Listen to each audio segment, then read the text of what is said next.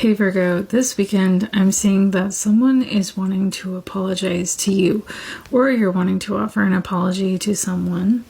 The person that's wanting to apologize, whether it be you or your person, they are gaining some self-awareness, and as they're gaining this self-awareness, I feel like it's because they're recovering from something really dark and difficult that they were stuck in, and because they're recovering, they're looking back on all the damage that's been done, how they contributed to the damage, and they're really wanting to apologize.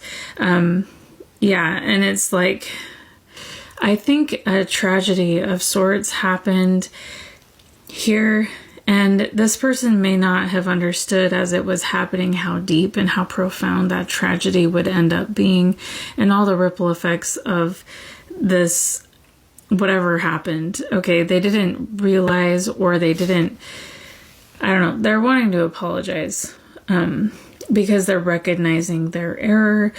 This person's energy is being represented by gratitude. Is the life force of peace. What are you thankful for? And so this person actually may be holding you in their heart. The song that my guides want me to use to represent this energy is Say a Little Prayer for You by Aretha Franklin, and the lyrics go like this. Forever and ever you'll stay in my heart, and I will love you. Forever and ever we never will part. Oh, how I love you. That's how it must be. To live without you would only mean heartbreak for me. So yeah, I feel like you make this person really happy. You're home to this person, and I feel like they're wanting to return to that.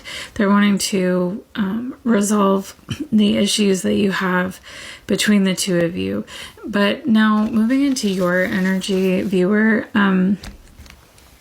I feel like this person and their apology, or them coming back into your energy in any way, is causing a lot of stress. There's a lot of anxiety about this, like really big stress.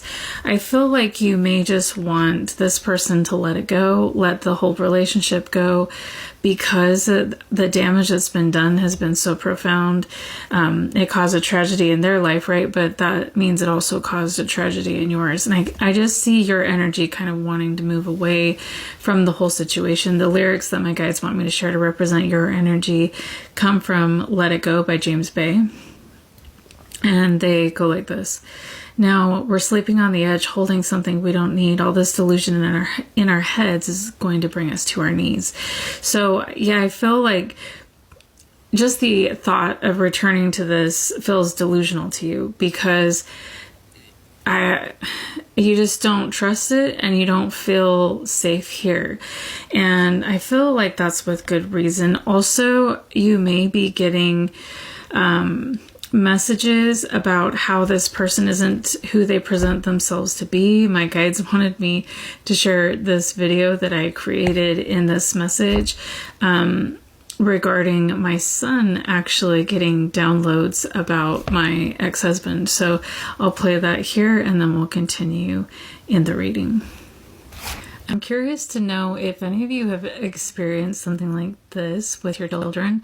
I have a 9-year-old and he's autistic, but I also believe he's a channel because he sees spirits, or whatever you want to call them, these messengers, and they come to him and they tell him things. And there are always things that are helpful or that are going to happen, and then they happen. For example, the other day he was so excited to go to school, and because they told him he was going to meet a friend, and they showed him what this friend's going to look like, and he met that friend that day. And I just wonder, my friend said that she experienced something similar when she was younger, but it was kind of like brushed aside or not acknowledged. But I feel like, so I'm starting to ask my son, like, so what are the messages that are coming through? I'm going to start writing them down because it's really interesting. He said that also they told him to tell me an important message, that his dad is not who he pretends to be. And That's insane. Like, that's so crazy. One time they told him that he's going to go to a beach, and we went to the beach. And he didn't know anything about my plans to make that happen. Just stuff like this. And it's really interesting. And so I'm going to start journaling the messages that are coming through. I said, buddy, tell me everything. And I'm going to write it down because they happened. So yeah, I feel like, I don't know, you may be personally getting downloads about this person, or the divine is trying to come through. Your guides are trying to come through saying something's not right here. And they may be using other people to help you see this clearly, because sometimes when we're too close to a situation, and when we care deeply for other people, even when they're toxic and harmful, our empathy for them can get tangled up in the whole situation. Whoever this is, I feel like something that's helping them gain their self-awareness is actually learning how to have empathy for their father. And I feel like they may be learning to have empathy for their father because they are seeing their father in them. They wanted me to share this quote to represent them. This is by Shia LaBeouf, or I'm not sure how to say his name, but anyways, he said, in an interview, they were asking, is there anything you've learned that has been helpful for your acting? And he said, yeah, empathy for my father, who has always been the biggest villain in my life. If you can empathize with the biggest villain in your life and sort of scrape some of these shadows, it makes you lighter, freer. And I don't think I was leading with love, and my life has changed. When you lead with love, you can get to the heavy easier, and it's much more accessible. So I feel like this person, yeah, they are turning, they're turning their biggest villain. They're having empathy for their biggest villain. Maybe they're hoping that you will have empathy for them as well. Maybe this person is your biggest villain. And they're hoping that you can have empathy for where they're at, what they've done. Or maybe, like I said, they're gaining self-awareness by having empathy for their biggest villain.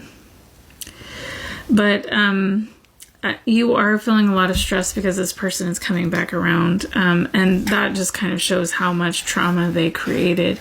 Just the thought of them coming back is very stressful for you. Now, as far as your oracle cards, we have 5, but your guides are asking you to prioritize self-care. And even if this person is, saying they've changed and trying to pull on your heartstrings and get back into your energy, really do what feels best to you. And if that means letting it go, then let it go. If that means protecting your energy, protect your energy. And yeah, I feel like you have realized that this connection is misaligned with your soul and your purpose. And that's why this card is coming out. It says soul alignment. It's time for radical change. How can you show up for yourself in ways that you never have before? So both of these cards are inviting you to really take care of yourself. And because you've made it out of the woods, and it's like, that's what this card reads, I've made it out of the woods, and it took a lot of effort to get here. So, and I'm ready for newness to emerge, and I'm not going to turn back into these dark woods again. And this card reads, breathe, this moment matters most. How can you focus on the moment and appreciate all that is well? And you can make it through. Your higher self is always guiding you. What wisdom does your higher self have for you? So yeah, there's a lot of messages about kind of encouraging you. You can get through this. It's okay to prioritize yourself. It's okay to listen to your intuition. It's okay to trust you.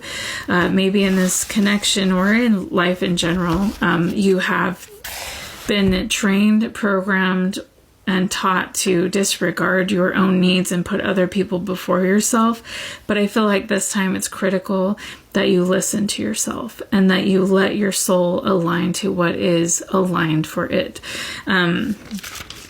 And the energy of your connection is oneness is the way. How can you show more compassion and acceptance towards those you don't understand? So you can have compassion, acceptance, and care for this person, and they can have that for you, and you can do that without opening the door back into your life. You can do that without, putting yourself and your safety, your sense of peace in jeopardy. You can do that from a distance, from, keeping your own space separate. You can still believe in oneness is the way and forgive and move on, but still protect your peace. And so that is the message for you this weekend, Virgo. I hope this was helpful, and we'll talk to you next time.